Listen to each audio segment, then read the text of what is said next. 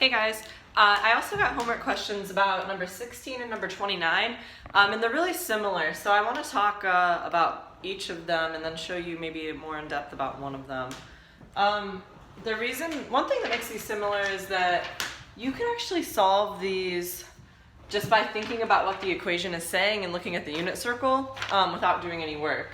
Then there's also a way to solve it with work, so I'll show you. In 16, I just want to know where sine is equal to cosine. So where on the unit circle are the x and y values equal to each other? Right? Check it out. Where does that happen? Doesn't that happen at pi over 4? See, x and y are both square root 2 over 2. And where else does it happen?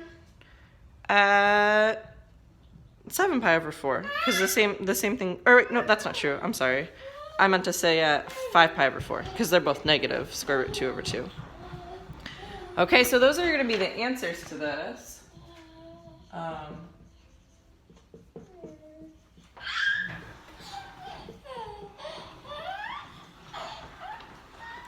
But, you know what, actually before I explain more, let's look at 29 real quick.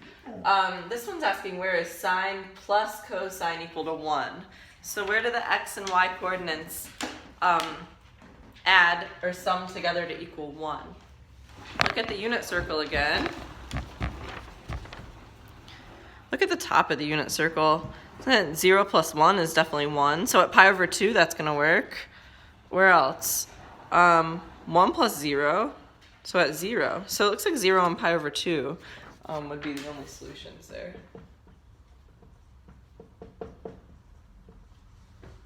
Alright, now if you wanted to actually solve it the long way, you would want to square both sides of the equation to solve. I'm just going to do it on one of them. So on 29, if we square both sides,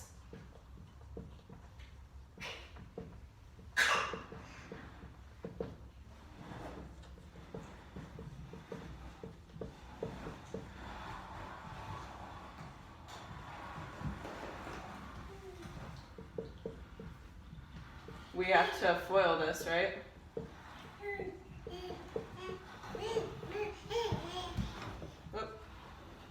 What am I doing?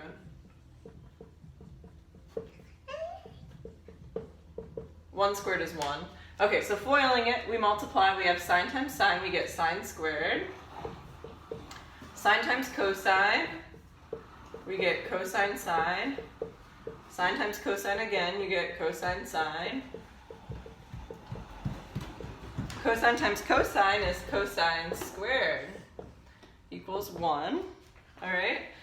Now, okay, first of all, look at this. Sine squared plus cosine squared. What does that equal? You should know what that equals, right? That's 1. Sine squared plus cosine squared is 1. That's the Pythagorean identity.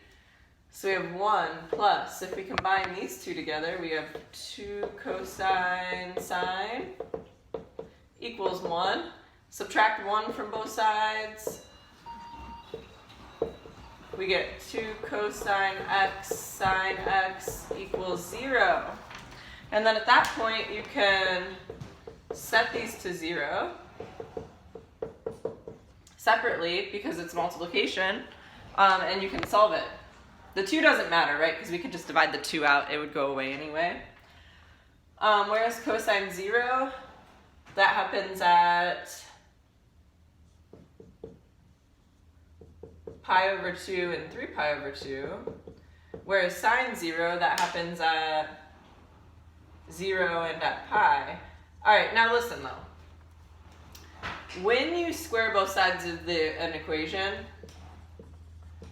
when you solve by squaring,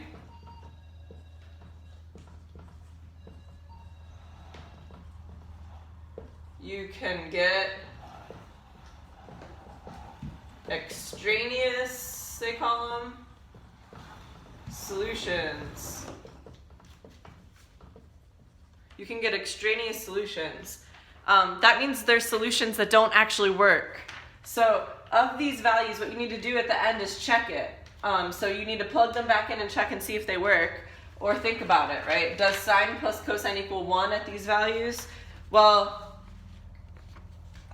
we already said yes for pi over 2 and yes for 0. Let's look at 3 pi over 2. Does sine plus cosine equal 1? No, it equals negative 1, right? And then same thing at pi. If you add sine and cosine together, you're going to get negative 1. So these are extraneous solutions. You have to get rid of them, cross them off. They're not actually solutions. You get extra answers because when you square both sides of an equation, it makes everything positive, and that kind of messes things up a little bit. But you'll still get the solutions that you need as well. All right, I hope that helps. You could do 16 the same way. Oh.